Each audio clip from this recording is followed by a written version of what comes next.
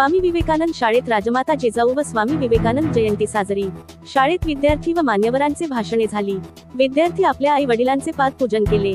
मेहकर येथील स्वामी विवेकानंद हायस्कूल मध्ये राजमाता जिजाऊ व स्वामी विवेकानंद यांची जयंती साजरी करून भव्य मिरवणूक काढण्यात आली। त्यानंतर स्वामी विवेकानंद हायस्कूल मध्ये सांस्कृतिक कार्यक्रम आयोजित करण्यात आला होता। यावेळी कार्यक्रमाचे उद्घाटन शिवभक्त पारायण भाग्यश्रीताई विश्वजित पाटील शिवकथाकार दवणहित परगा यांच्या हस्ते करण्यात आले। कार्यक्रमाचे अध्यक्ष शिवराज गंदगे, संस्था अध्यक्ष संस्था सचिव प्रशांत गंदगे, स्वाती प्रशांत गंदगे, प्रमुख बाबूराव तांबोळे, निवृत्त शिक्षक केसर जवळगा, पालक प्रतिनिधी प्रदीप नागुरे, संतोष तुळजापुरे, तुगाव हालसी शाळेचे मुख्याध्यापक ज्योतिराम पवार, प्राथमिक शाळा मुख्याध्यापिका मधुमती घुरे उपस्थित होते। कार्यक्रमाचे सूत्रसंचलन शिल्पा मॅडम यांनी केले व स्वागत भाषण सावित्री यांनी केले आणि प्रास्ताविक भाषण ज्योतिराम पवार यांनी केले।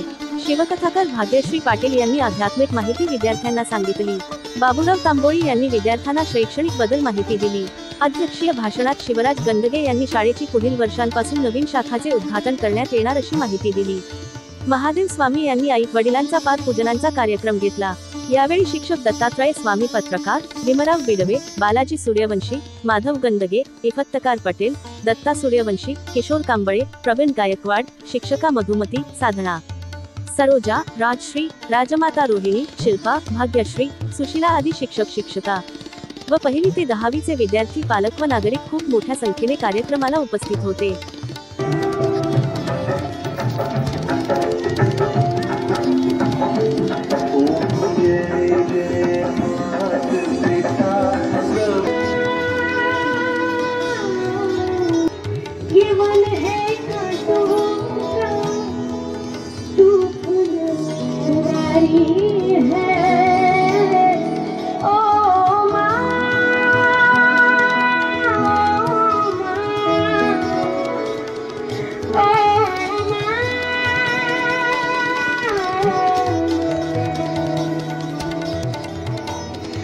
गुरुवंदनाचा कार्यक्रम आपल्याला चालणार आहे। असू द्या, आज 1 घंटा उशिरा जर काय जेवणाला आपल्याला हे असेल तर चालेल। मी विद्यार्थ्यांना सकाळी नाश्ता दिलेला आहे, तुम्ही घरून काही नाही दिलं तर मी उपीट या ठिकाणी नाश्ता दिलेला आहे। आपण बी काय नाश्ता वगैरे करून आला असेल।